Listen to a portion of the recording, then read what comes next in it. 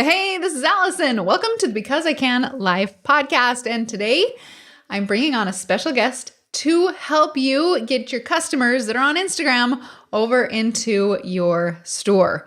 And she has a really clever way of connecting chips and salsa to your store. I've actually had this guest on before, Anna McFarland, talking about how to communicate with your people on Instagram. Because have you ever tried to write a post and you just are like, what do I write? Yeah, I think Anna she knows how. She's like the queen of articulation when it comes to talking to your social media following. So I'm bringing her in today for today's podcast episode. Now, she actually presented at an event called Because I Can Life that was held in August. And we got so much feedback from her that I wanted you, yes, you, my beautiful podcast listener, to be able to experience this as well, because it changed a lot of thought processes on how to get your social media following into your store to actually become customers. So dig in to Anna McFarland and find out how to pull your followers on social media into your online store. Oh, and don't forget, make sure you listen to the end because I'm going to bring you my top 9 takeaways from what Anna is sharing with us. All right, now let's get started.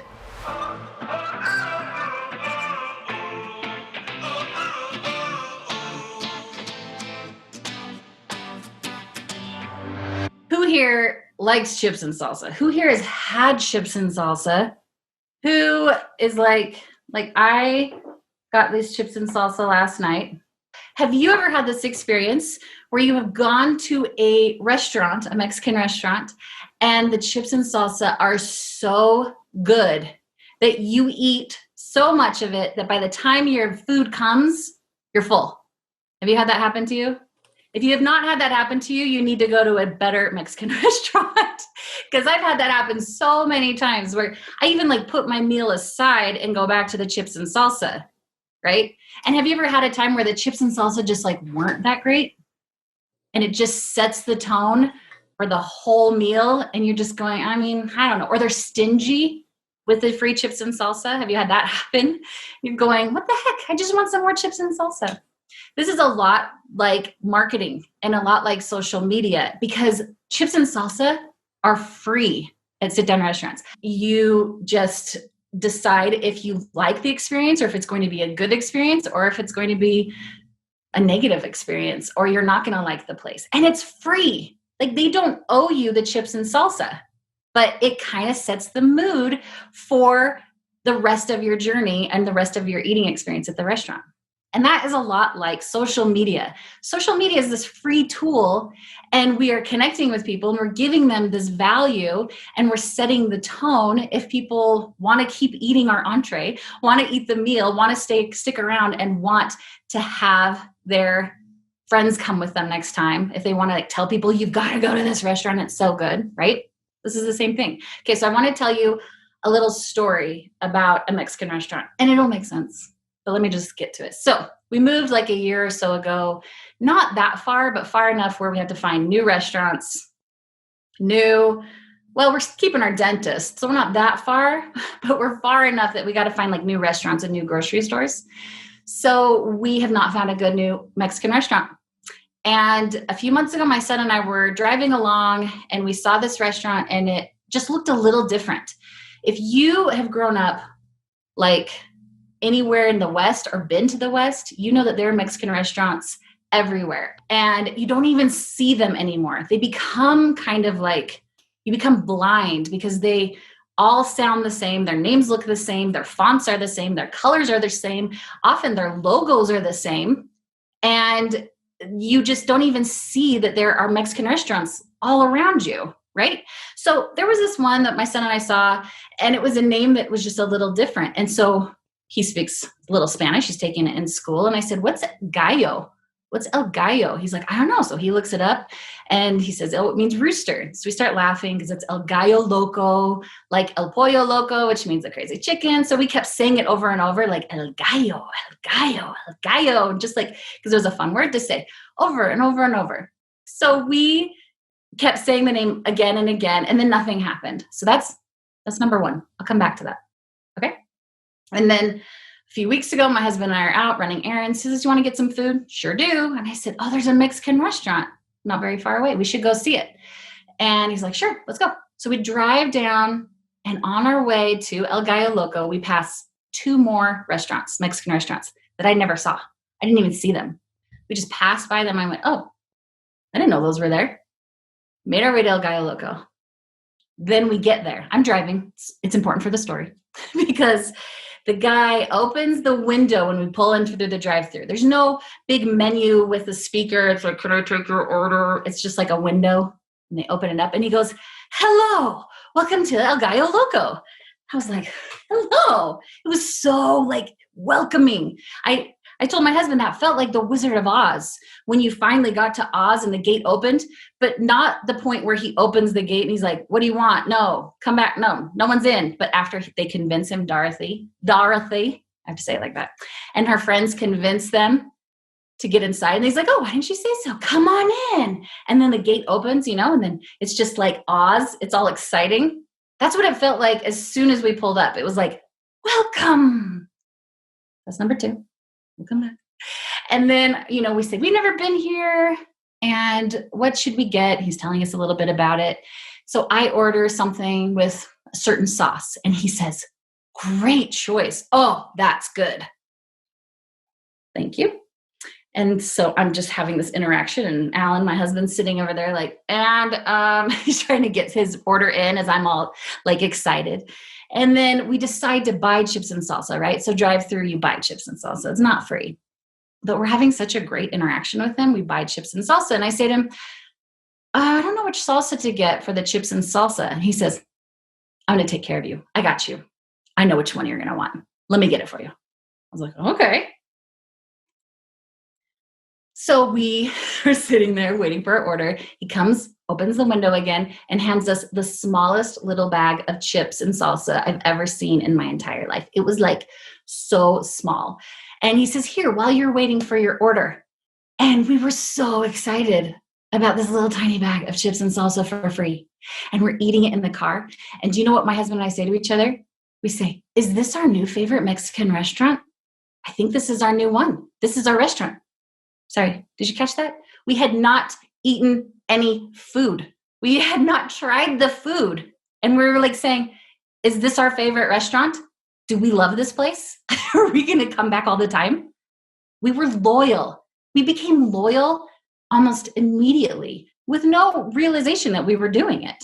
We get our food. Long story short, we get home. Takes us a little long to eat it. It's not that great. It's fine. It's good. But it's just Mexican food. It's just like a normal, it's not like, "That was better than any Mexican food I ever had." It was like, "No, that was good." And then we started making justifications to each other of like, "Well, I bet when we go back and we eat in the restaurant, it's going to be this. Oh, I bet when we order this, it's going to be better." Oh, we were already like planning on still going back. Now, if this were any other regular situation of going through drive-through, you'd have the microphone that says, "Can I take your order? Welcome. Can I take your order?" And you're like, "Yeah, hold on. Just order when you're ready." Just order when you're ready. Right? Nobody gets annoyed by this. This is just what we do. So we order, and then they go, here's the thing I told my husband. I said, "I guarantee you the chips and salsa, you don't get to choose the salsa. I bet they just give you a salsa, and instead of him saying it comes with the red salsa, lady, listen, you don't get to choose. It comes with red salsa." He didn't. He switched it. He flipped it, and he said, "I'm going to take care of you. I got you." So I felt seen, taken care of. I didn't feel like another number. I felt like I was important. And I know Alison loves Chik-Fil-A, and this is why people love Chik-Fil-A. And I saw someone else even say Chik-Fil-A. They make you feel like when you're there, they see you, right? And I don't want to get in any fights here, but like, are there other places that have chicken sandwiches that are good too? Yes. Alison's saying no. Yes. Are there other places with good Diet Coke? Yes. I mean, If you like waffle fries, cool, whatever. But I'm saying there are other options, but that's not what we're buying because there are other chicken sandwiches. There are other Mexican restaurants. But we go back because of how we feel. We go back because it takes just the minimum of interaction to turn people into fans, into loyal, into return customers over and over again. So let's go back to these 1, 2, 3, 4, and that was 5, number 5. So number 1, your name. So we saw El Gallo Loco and we didn't see any other ones. And listen, I went back to El Gallo last night, just as a heads up. I was a little nervous because I'm like, I'm going to talk about El Gallo Loco tomorrow. What if it's disgusting? What if it's a bad experience? It wasn't. It was great. And the food was actually better than we expected. So just a little side note, if you decide to go. So we noticed the name. When you are on social media, we think, oh, it doesn't matter. Our name doesn't matter. So we add numbers and we add underscores and we add periods and all of these things. And eventually it gets to a point for you that if you get enough engagement and interaction, that it won't matter, right? It won't matter in the long run if you have an underscore because people will search for you and you'll pop up in the search. But in the beginning and when you're trying to grow, you need your name to be so easy to find, recognizable, simple, and not adding a bunch of random numbers. You may think those numbers mean a lot to me because it's all my kids' birthdays in order, but everyone else is like, I don't know what these 25 numbers mean or these 6 numbers mean. It's like, it feels really random to everyone else. Also, side note about numbers, this is just a little intel from me to you. A lot of times when Instagram is going and searching for bots, so if you act like a bot, right? So if you do little things like respond over and over with the same comment, if you do a lot of things that look like bot actions and you have a number attached to your name, you are flagged and considered a potential bot. That's just a little side info for you, which is another reason why numbers, probably not a great idea, unless you're like, needing the number. Like I have someone that I work with that has like 512 in their numbers. And so that makes sense to have some of the numbers. So number 1, make sure your name is really simple and easy to remember so that people, when they see it over and over and when they see an influencer talk about it, it just gets them a little more ingrained. It's that value of 7. I don't know if you guys talk about that, but seeing something 7 times before you're willing to buy, right? You just need to have that repetition, seeing it and seeing it. So your name included. People want to see the name. And it was me driving by so many times and even by myself going, El Gallo Loco. I just would say it because I thought it sounded really cool. And then I'm like, on my mind. Yeah, I know, guys, I know. So number 2, with the gates of Oz, like making people feel welcome right at the beginning. What does that look like on social media? How can you make people feel welcome right at the beginning? Well, it's like having a storefront, like having a physical storefront. Do you know when you go shopping and you're walking along and you're at the mall or you're outside or you're traveling or you're visiting somewhere new? I know this is sad even talking about, but you remember what that's like. And you're walking around and you go, oh, that store looks really cool. That store looks like me. That store looks like a place that has stuff I like. Not everything is showing in the window, right? People don't have their whole inventory stuck in the window. Because if they did, you might go, ooh, that looks overwhelming. I don't know if I'll find anything that's stressing me out. They have a beautiful window display and they have a really beautiful name and it just looks inviting. And it's like the colors and the view, it looks like someone like me would like something like this. That is the welcome. You make it easy for people to say, I could follow this. I want to look more. It's not full of just crazy information or old sales. Get rid of those. Old giveaways, get rid of those. Anything that's like expired, get rid of it. If you walked into a store and it had all these like old sales, oh, we're not doing that anymore. Would you feel like, this is exciting? No, you go, what? I have no idea what you're talking about. It's an old sale? Why is it still here? Archive it. Archive that stuff right away. Get it archived so you don't lose the numbers for your engagement and all that stuff, but you lose it for the visibility. Get rid of it. And then you want it to be something that feels exciting, that even if they don't buy, they want to come back to. Have you gone into a store and not bought anything and then come back another time and bought something? Of course you have. I hope. I mean, I have. Okay. I just don't want to feel alone here because I'm always going back into stores and buying things and not buying things and not feeling bad about it. So you want it to feel open. You want people to feel welcome. It needs to be obvious where to buy. It needs to be obvious what you're looking for on your Facebook page, on your Instagram page, on your Pinterest page. Make it really easy to navigate. Oh, this is where I buy. This is where I ask questions. This is where the FAQs are. This is where I go to customer service. I get it. Clean it up. Make it super easy so that when people walk in, proverbially to your social media, it's like, welcome. Number 3, great choice, he says, when I chose 2 things. And I'm going to take care of you. The way we talk to people is so important. When we say, this is just how we do it. Nope, you don't get a return. That's just what we do. You've been to places like that. You don't feel this like loyalty to them. Like, I'm so excited. I love you. Have you felt that? Have you felt like when someone says, no, we just don't do that? Like, how do you feel? You're like, bye. I don't need you. So make people feel seen. Make them feel like their choice is so good. And I'm talking on social. Yes, this is like, I'm giving you the comparison of a public place because we know what that's like. And you guys are getting down and figuring out how to get people in the journey of buying on your page. But how do you get people through their page? How do you make them loyal that they want to even go to your page? It's social media. It's the tool. It's so easy and it's so quick and it gets to the right targeted people. Why wouldn't you do it? Why wouldn't you decorate your storefront? Why would you like board it up and say, no, I'm not going to, but when people come in, they'll know and they'll buy. No, you want a beautiful storefront. You want a beautiful window display. That's what social media is. And it makes people feel welcome and open. So you're saying, great choice. And I'm going to take care of you. How do you do that on social? You respond to people. This is my little trick. And when people do it, they're like, that was the silliest, easiest thing in the world. Ready? You ready? You ready for this? When people leave you a comment, you click on their name before responding and you see what their name is. And then you go back and you respond and you put their name in it. I mean, right? You guys maybe are like, yeah, we're doing that. Okay, then awesome. But most people just go, thanks for responding. And then they give you their auto response. You can do an auto response and just put in someone's name. So you go back and I'm just reading your names. You say, Mandy, Lindsay, Shari, Jennifer, whichever one. Thank you so much for responding. And then you fill in your autoresponder. Do you know in most of those places you have autoresponders so you can fill out your message and then send it?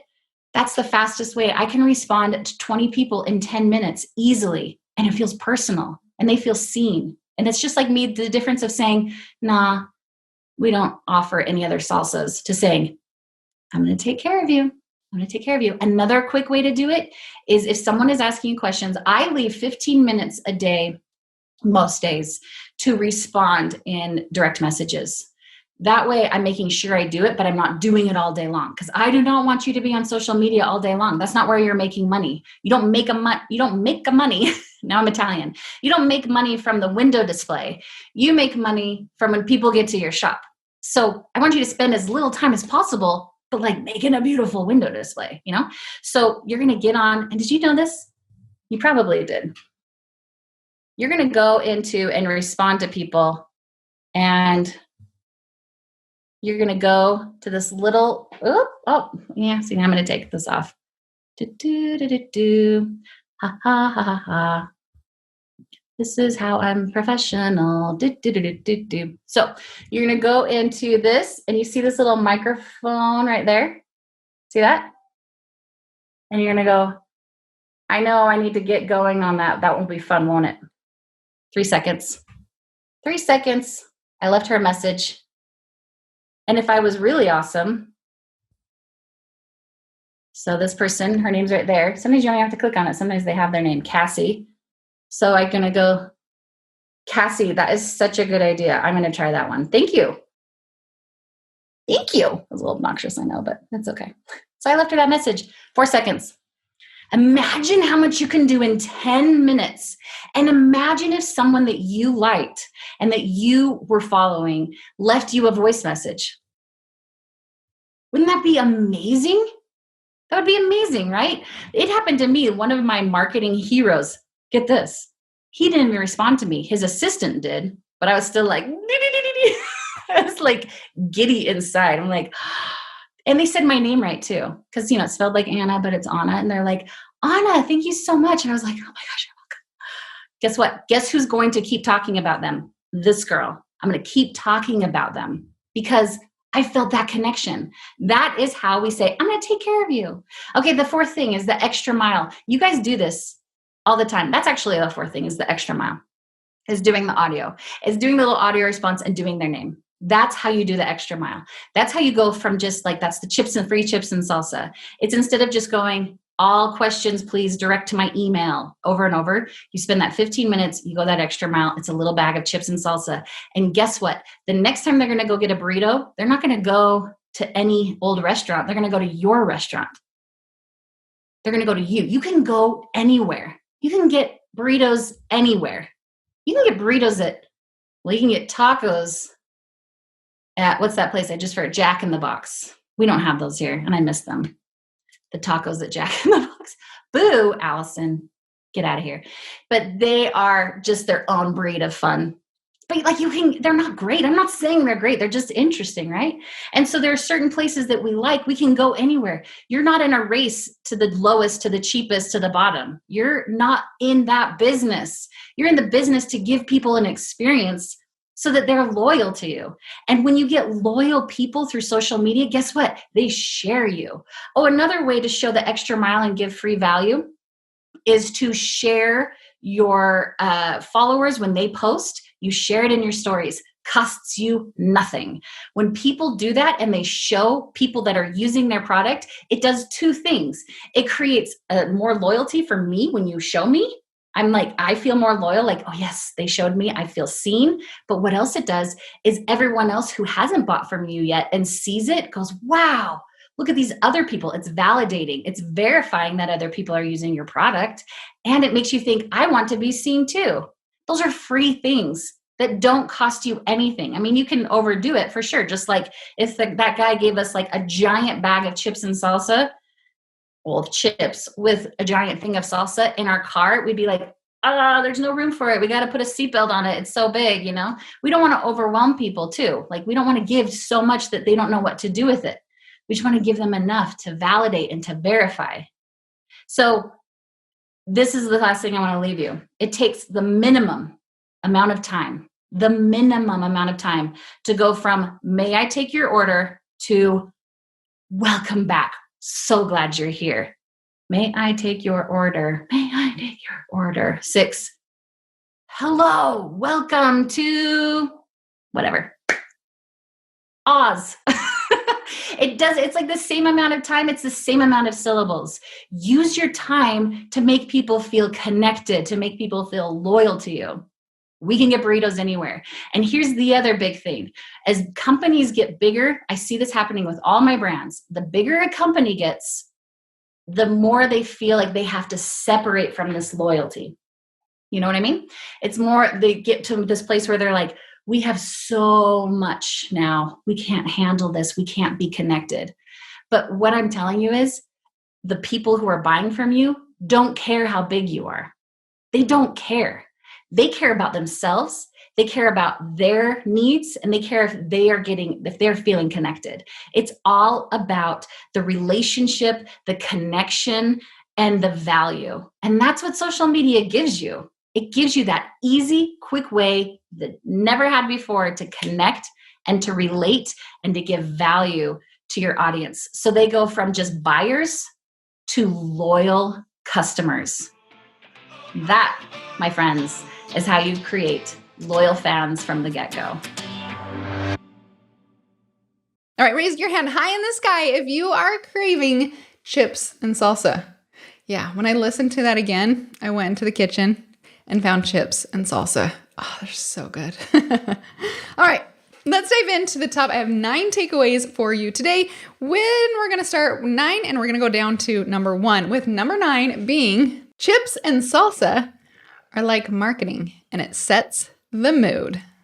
Number 9, customers go back, become repeat customers because of the way that shop owners make them feel. Number 7, be careful when you're choosing a social handle and even a URL. Numbers, dashes, dots, hyphens, all that stuff.